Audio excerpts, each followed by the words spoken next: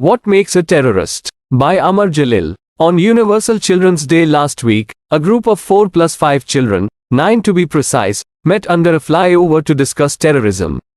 It was their favorite spot to meet and talk about the problems concerning children without parents, and the children who defy UN resolutions by knowingly indulging in child labor to sustain their ailing parents and kid brothers and sisters. They sat around the stinking sewage dump under the flyover and deliberated on terror, terrorists and terrorism. Never in their few years' stay in this wonderful world had they ever heard deafening clatter about terrorism and Osama bin Laden. They hated him from the core of their heart, for he had robbed them of their late-night television programs. They were in habit of watching comical programs from the pavement in front of the roadside cheap tea shops and eateries. It was their only entertainment after a long day's labor, loitering, stealing and begging. Since the last 2 months, they had grown weary, rather sick, of watching and listening to boring television programs on terrorism and Osama. So, they decided to meet under the flyover and discuss among themselves the phenomenon of terrorism. As usual, there was no cohesion in their discussion. They incessantly talked, queried and debated on the issue. Do you think Osama bin Laden is the only terrorist in the world? I think he is the only one. How can you say that, Gagu? The whole world has joined hands against him. So what is terrorism? What Osama does is terrorism. A diminutive boy nicknamed Langur puffed at a bud of cigarette and disdainfully tossed it in the sewage dump, asking, does he beat his children? The group of 4 plus 5 of the vagabond children looked at each other.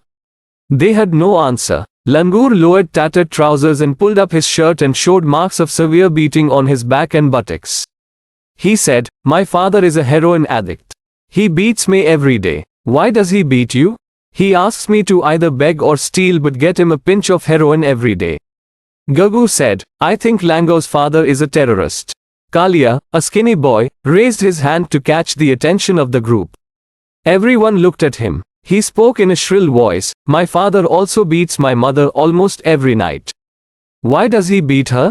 He sends her out every night with strange men to bring back money in the morning. When she refuses, he beats her with a whip. The boys looked at each other. They remained silent for a few agonizing moments. Kalia said, don't you think my father is a terrorist? The boys gave their verdict, your father is a terrorist, Kalia.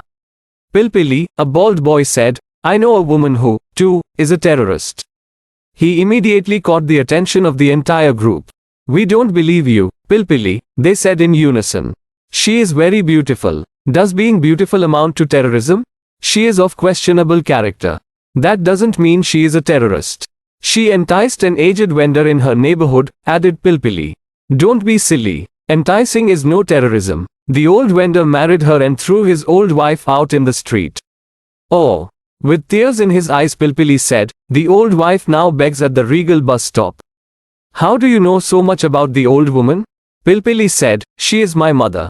The group of 5 plus 4 deliberated on the issue and announced, the beautiful woman conquered Pilpili's father with her charms and devastated his son's and his wife's life. Therefore, she is a terrorist.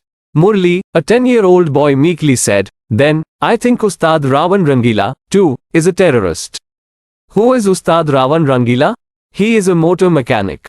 Is that a crime? I work in his garage. Murli said, Ravan Rangila and his friends violate me and other boys at will. The group announced, then, Ravan Rangila, too, is a terrorist. Kurmi, a small boy, said, my father is a farmer.